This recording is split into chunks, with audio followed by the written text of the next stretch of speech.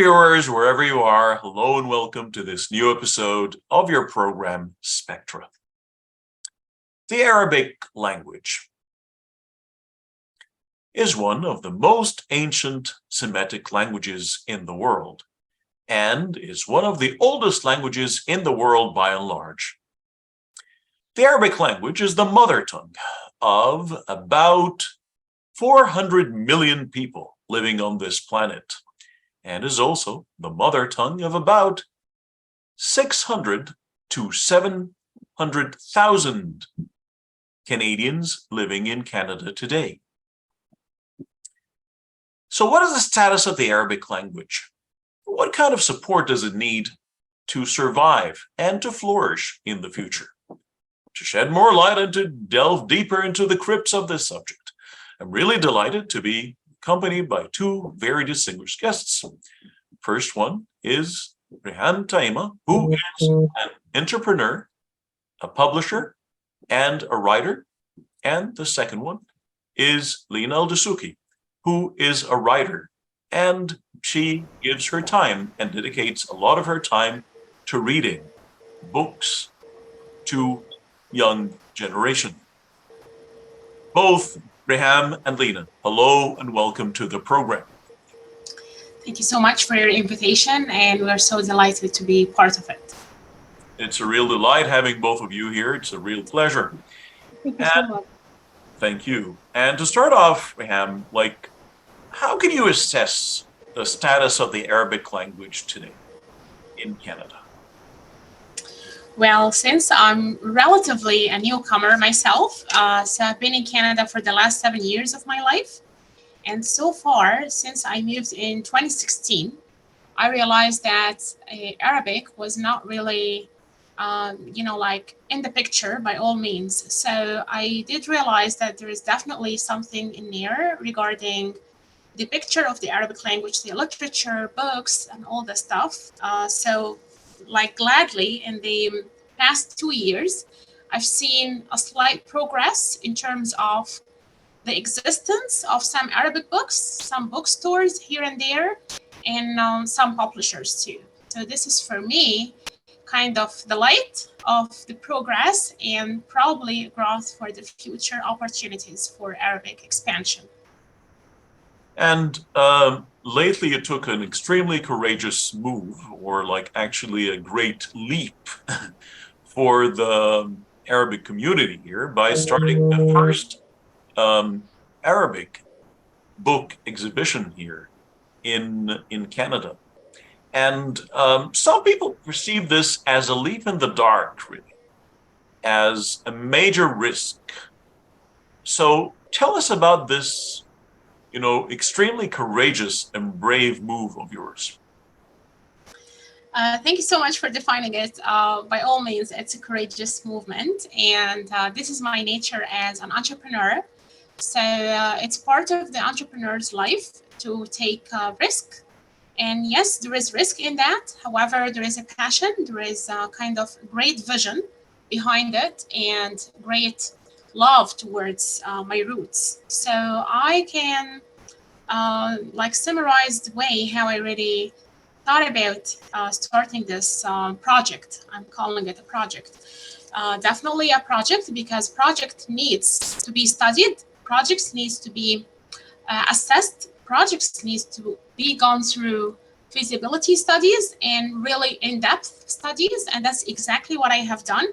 Yes, I'm a risk taker. However, I assess my risk, so I'm not just taking a risk without assessing it or without being, aware of it. So I was definitely aware of the risk, but also I was aware of the market, and I was aware of what are my audience. So I was really working towards my target market, my target audience, who are mainly the Arabic Canadians who are in Canada, across Canada. That's why when I chose a name, when I registered the name for this not-for-profit organization, I chose the Arabic Canadian Book Fair. I didn't want to go through Canadian Book Fair or just a book fair. It's a very specific, very special and specialized book fair, and it's mainly Arabic. So it's also for people across Canada. It's not for Ontarians. This book fair is not only for Ontarians, it's for everybody who live in Canada. So it's across Canada. That's why I chose the name Arabic Canadian, not Arabic Ontarians. Arabic Canadian Book Fair. So it's really targeting Arabs, whoever they are across Canada. And this is a big mission working towards my vision. Absolutely. So you did your due diligence, you did your feasibility study, you sort of, it was a risk, but you can say it was a calculated risk. Mm-hmm. More than yes. anything else. Okay, so moving to Lena here, and I'd like to ask you about teaching Arabic. You know, like in Arabic-speaking countries, you know, people might speak the colloquial Arabic. They might speak an Arabic dialect or what is known as the colloquial Arabic, be it the Egyptian or the Syrian, Moroccan, Algerian, Kuwaiti, whatnot dialect, which might differ from the classic Arabic per se, but at the same time, simultaneously, when they listen to the colloquial Arabic, they would still listen to the news in classic Arabic. When they go to the school, they would be, you know, showered with Arabic in many different subjects. Yeah. So not only in Arabic as a language, and all the official documents of the government and whatnot are in Arabic, newspapers in Arabic, and so on. So what is the difference between teaching someone the Arabic language, where Arabic is the mother tongue or the official language of the country, versus teaching Arabic to a child, where Arabic is a foreign language and is spoken by a minority in this country? I believe that there is a huge difference between teaching Arabic in Arabic country and teaching Arabic in non-Arabic country. The difference is that the student who studies Arabic country in his mother tongue, he can involve himself in the community very easily by speaking Arabic to his friends or others, which helps improve his language very quickly. While the student who studies in non-Arabic countries, he will face a lot of challenges to express himself. And by the way, his language, his mother language, will melt and disappear gradually due to not practicing it.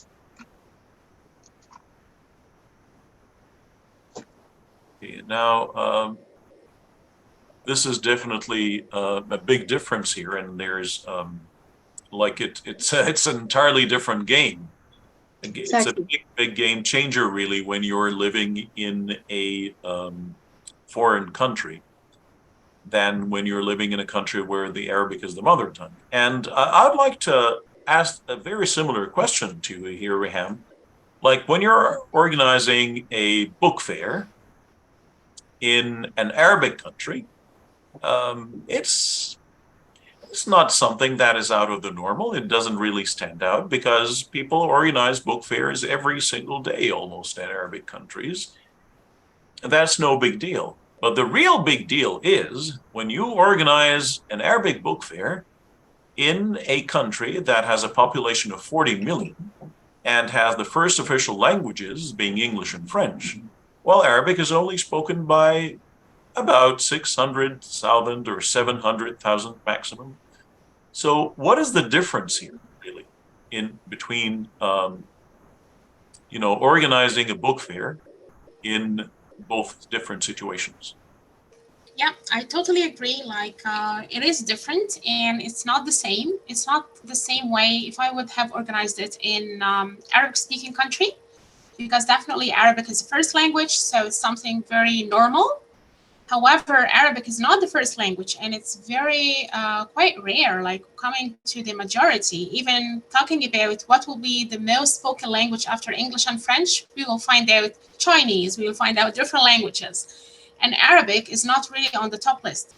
However, as I said, my vision towards, you know, like putting Arabic and also Arabs, because Arabic is a spoken language by 22 different countries. So I'm looking at a big number of countries. It's like the EU for Europe. They have like the way how they united themselves was the currency, but they cannot unite themselves according to the language because they speak different languages. However, we can have this unity because we have one language, which is really stronger than currency.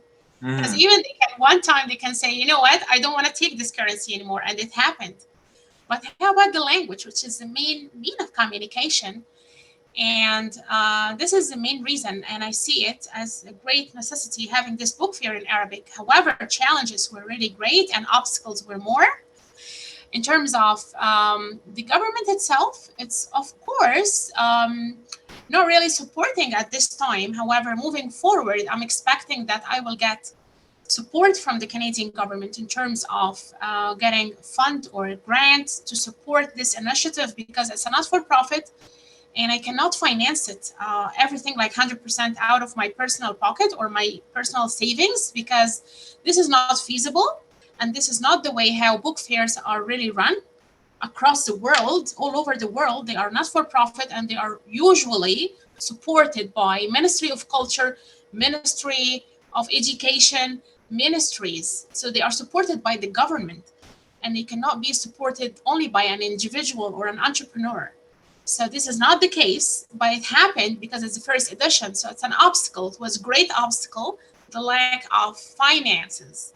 And I had to, like somehow to overcome it using my personal savings. This is one. Two, support from other communities. Although we are talking about the Arabic communities, and now I'm just using the plural because as I mentioned, 22 countries. So I'm not only talking about one country or two, 22. I did raise, somehow this discussion about the necessity of starting a book fair or having this initiative and getting their support. And that was really raised through different seminars and workshops. However, I haven't received any actual or positive feedback. So I had to do it. I had to take the first step. I had to lead it. But then moving forward, again, it cannot be the case. Yes, it can happen for the first edition, but it cannot be run the same way next year, for example. So these were like major obstacles that I really want to bring it up here today in this program, and we really want to focus on them. So hopefully we can find solution moving forward.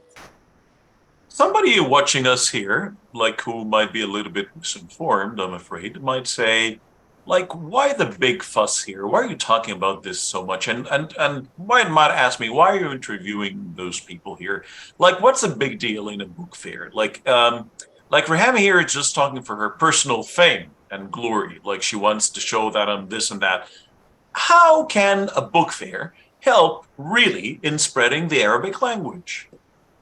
Well, a book fair works as not only as Reham, as I said, it can be like just a starting point that someone had to take the first step. Mm-hmm. But this someone is really trying to get different efforts for having the book fair as a big organization, as an organization towards enhancing the image of the Arab Canadians in Canada.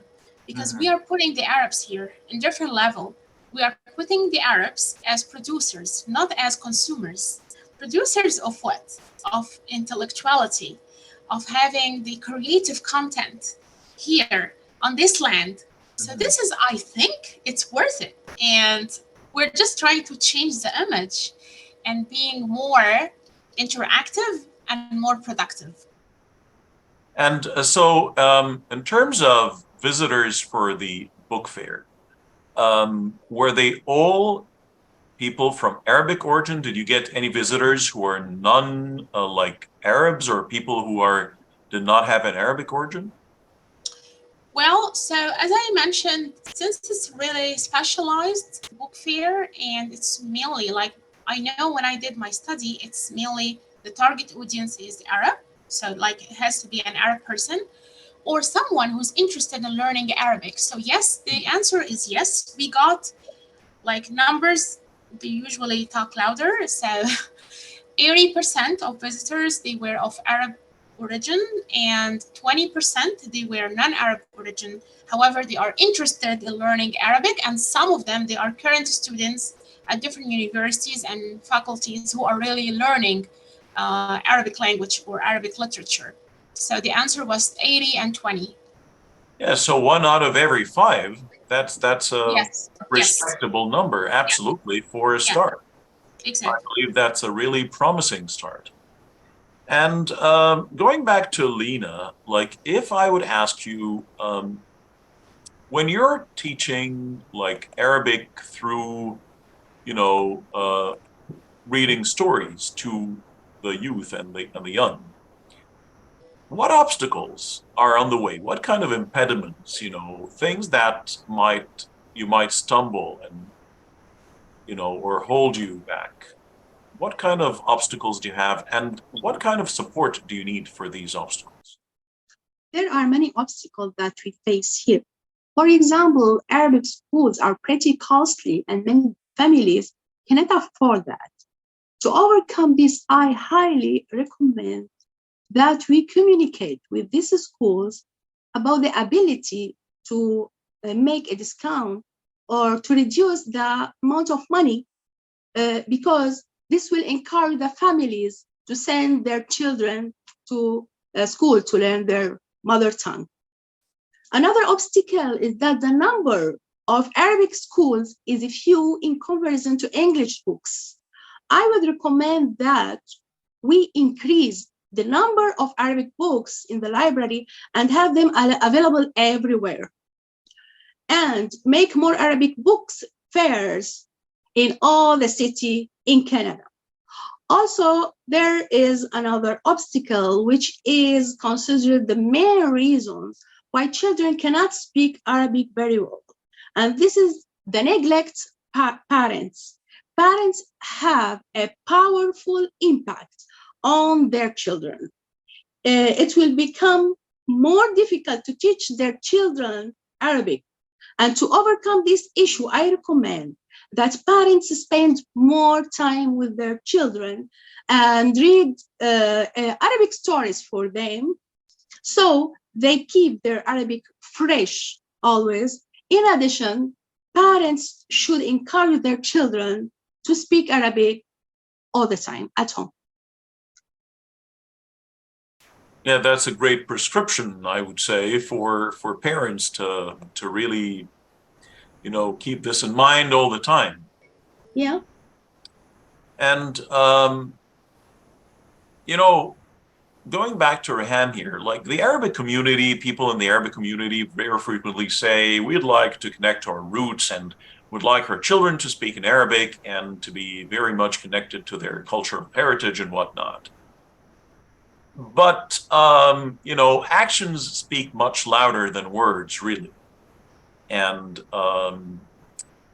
what does the Arabic community really need to do in order for them to practice what they preach? What is missing? What is the missing link here? So telling the truth, I think there are different layers when it comes to the efforts. So it can be the individual layer, and then we can add it to the organizational layer, and then the government layer. So for the individual layer, so definitely they need to put some efforts in that. So it cannot just be something that they wish. They really have to put things into action. So action plan. Action plan, I did apply something myself. I'm a mother of a 5 years old child, and I'm really doing something which is quite practical and not too hard, and it doesn't really require a lot of time. So if they just dedicate 45 minutes out of their time on the weekend, one of the 2 days, to teach their kids. They need to teach their kids Arabic. They need to spend this time with them. They need to teach them the alphabets. They need to teach them classical Arabic, not the colloquial, not the dialectical. They can speak the dialectical and the colloquial. However, they still need to teach them. And the best way, like first part, it's like writing. They have to start writing. So they need to be aware of the alphabets. And then through the listening. So listening skills, and this can be, of course, progressed and developed through the storytelling. Storytelling is a wonderful, great skill, and it's such a great tool that parents can definitely rely on. So this is just the individual part. And then going more towards the community, I'm just suggesting for all the gatherings, all the picnics here and there within the communities when they are really organizing something, and it has to be also part of it, like they can include one of the events, one of the activities, like at these days, that they can just include the, kind of a writing workshop or storytelling workshop. So something has this impact, or the language component, to be honest, because I haven't seen it at all throughout all these events. So it will never hurt anybody. However, it will really benefit the kids and it will benefit the community. Moving forward to the organizations, yes, we can definitely have a type of collaboration between the individuals, again, and the Toronto Public Library or the public libraries across Canada, because I see the huge gap here, and this is something that needs to be also highlighted and to be focused on.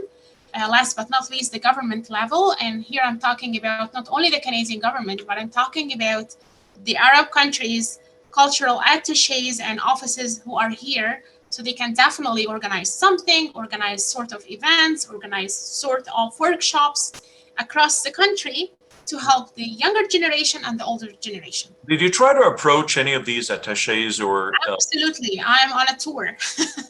Right now, I am just here in Toronto. Next week, I'm in Montreal. In 2 weeks, I'm in Ottawa. Yes, I am touring Canada for this reason. Yes, I am doing it. I'm doing my job. Yeah, Good job. yeah, great. Yeah, you have our full support there, really. Thank you so much. Yeah. At the end of this interview, really, I really have to deeply thank both of you, and I really have to commend you, Ram, for the great effort you did and the big courageous leap you took. And it's a great example that we should all support. And Lena, I'd like to thank you again for being a very good example of somebody who would dedicate their time to support the youth and the children that we all usually say that we want to support, but we just say it, we don't do it. Absolutely. So really, thank you so much. And thank you for your invitation. it's so a real pleasure having both of you. Thank you very much for being with me. It was my pleasure too. Thanks for inviting me. Thank you very much. And dear viewers, if we were to recap here, again, it's time to act, upon the words we say. So we very frequently, as people of the Arabic community, we say, we want to develop the Arabic language, we want the Arabic language to flourish, we want our children to be connected to their communities and whatnot. Well, language, humans are social beings. And to communicate, the only way of interpersonal communication is the language. And again, language is part and parcel of culture. So if you go to any sociologist and ask him, what is the meaning of culture? Definitely one of the parts of culture is the language. So support of the language is definitely one of the basic ways to connect, your children to their mother culture. And again, it is one of the best ways to develop the language is for the children to look at their parents, because their parents are the role models for them. They look up to them. And if I keep preaching every day to my son, yeah, the Arabic language is important, you must study the classic Arabic language, and then the little child will wonder, Mom, Dad, when was the last time you watched a classic Arabic movie? When was the last time you read a classic Arabic book? When was the last time you watched any Arabic thing on the television? So they should really practice what they preach. And again, spending. So I see my parents spending here and there and everywhere, but not 1 cent is spent to the support of the spread of the Arabic language. So it's about time that we take action, really. And we really hope that next year we will have the same Arabic book fair, but a much bigger one with our support. So someone like Ram, she's doing her very best, but again, it can never be a one lady or a one-man show. It has to be done. It's a collective effort. It is a collective effort, absolutely. Dear viewers, until we meet again, I hope you have a very pleasant time. Thanks for watching.